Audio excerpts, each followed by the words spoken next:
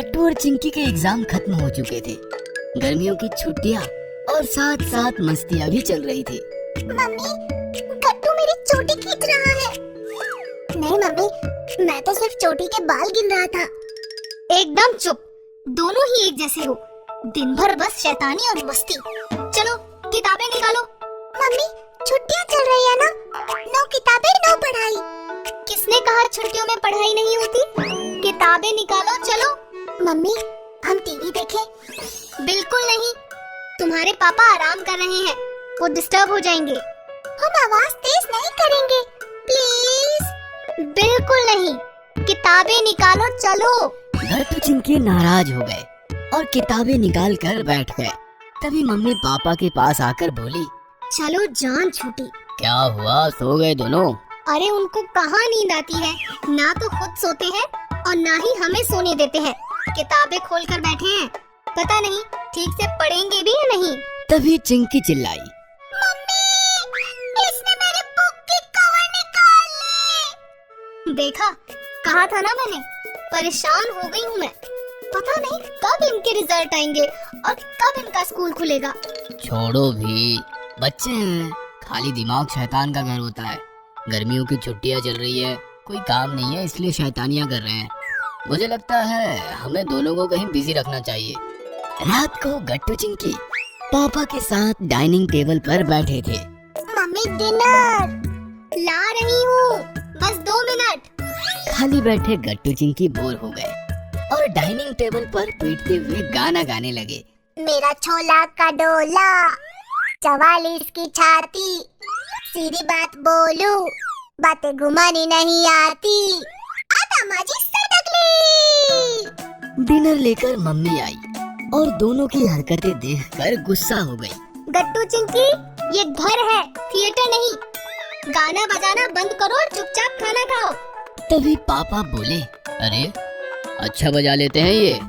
मुझे लगता है दोनों को तबला सीखना चाहिए। सोसाइटी में एक बहुत बड़े तबलेची है, शंकर नारायण। कल उनके पास दोनों को लेकर जाता हूँ।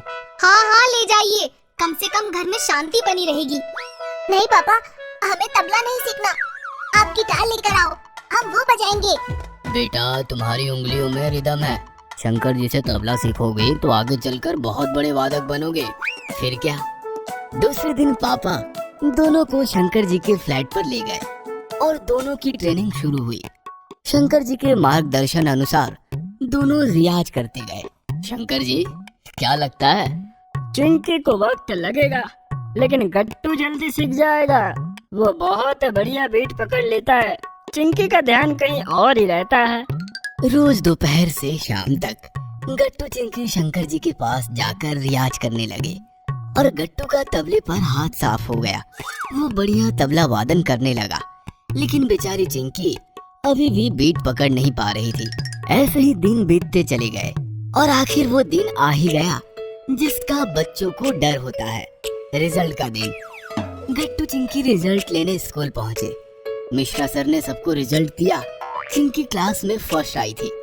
सबने तालियां बजाकर उसका अभिनंदन किया, लेकिन गट्टू बेचारा फेल होते होते बचा था। काफी कम मार्क्स आए थे उसके। तुम्हारा रिजल्ट दिखाओ। अभी नहीं, घर चलकर देख लेना। गट्टू काफी डर गया था। उसने अपना रिजल्ट किसी को नहीं दिखाया। घर लौटते वक्त गट्टू की नजर एक आदमी पर पड़ी। आदमी बच्चे को डांट रहा था। इतने कम मार्क्स, इससे अच्छा होता कि फेल ही हो जाते। तुम पर इतना पैसा खर्च करते हैं, स्कूल की फीस, ट्यूशन की fees, swimming class, computer, cycle और ना जाने क्या क्या, और तुम्हारा ये रिजल्ट। शर्म करो। गट्टू डर गया था कि कहीं पापा भी उसको ऐसे ही ना कुछ सुना दे। जैसे ही दोनों सोसाइटी में पहुँचे, चिंकी, तुम जाओ, मैं बस अभी आया। लेकिन जा कहाँ रहे हो? कहाँ ना जाओ, बाद में बताऊंगा। ऐसा कहकर गट्टू भाग गया और चिंकी घर चली आई। चिंकी का रिजल्ट देखकर मम्मी पापा बहुत खुश हो गए और उन्होंने चिंकी का मुंह मीठा किया। गट्टू कहाँ है? भाग गया, कुछ नहीं बताया। जरूर कम मार्क्स लेकर आया है, इसलिए डर के मारे भाग गया। भाग कर जाएगा कहाँ, घर ही तो आएगा ना। लेकिन शाम हो गई। शाम के बाद रात हो गई, फिर भी गट्टू घर नहीं आया। मम्मी पापा चिंकी सब लोग परेशान होकर गट्टू को इधर उधर ढूंढने लगे, लेकिन गट्टू कहीं नहीं मिला। कहाँ चला गया होगा मेरा गट्टू?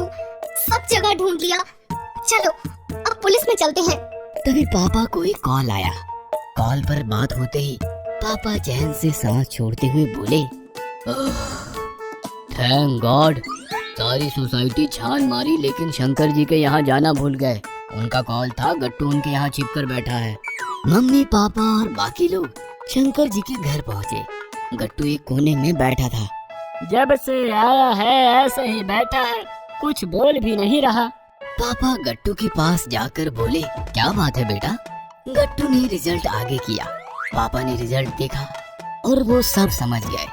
तुम्हारे मार्क्स कम आए इसलिए छिपकर यहाँ बैठे थे। तुम्हें लगा पापा डांटेंगे? नहीं बेटा, मैं बिल्कुल नहीं डांटूंगा। मार्क्स कम आना कोई गलत बात नहीं है। तुमने अगर पढ़ाई नहीं की होती तो गलत बात थी, लेकिन तुमने तो मेहनत की है, इसलिए ये मार्क्स तुम्हारे मेहनत के हैं, अपने हैं। कोई बात नहीं, अगले साल और अच्छे से मेहनत करना, अच्छे मार्क्स मिलेंगे। चलो अब घर चलो। तभी शंकर जी बोले, बेटा हर बच्चा एक जैसा नहीं होता। कोई पढ़ाई में होशियार होता है तो कोई कला में। सचिन तेंदुलकर पढ़ाई में कमजोर थे, लेकिन क्रिकेट ग्राउंड में कितनी मजबूती से खड़े रहते थे। ये तुम बच्चों को बताने की जरूरत नहीं। वैसे ही तुम पढ़ाई में कमजोर हो, लेकिन कितना अच्छा तबला बजाते हो, चिंकी से भी अच्छा। इसलिए हमारे पास जो है उस पर हमें गर्व करना चाहिए, निराश नहीं होना चाहिए, बल्कि मेहनत से सब कुछ हासिल करना चाहिए। चलो अब तबला बजाओ। तुम्हारे मम्मी पापा देखना चाहते हैं मैंने तुम्हें ट्रेन किया भी है या नहीं। ये सुनकर गट्टू खुश हो गया। उसने आंसू पोंछे और तबले पर बैठ गया। गट्टू जैसे ही तबला बजाने लगा, सब लोग चौंक गए और देखते देखते उसके तबले की धुन में खो गए।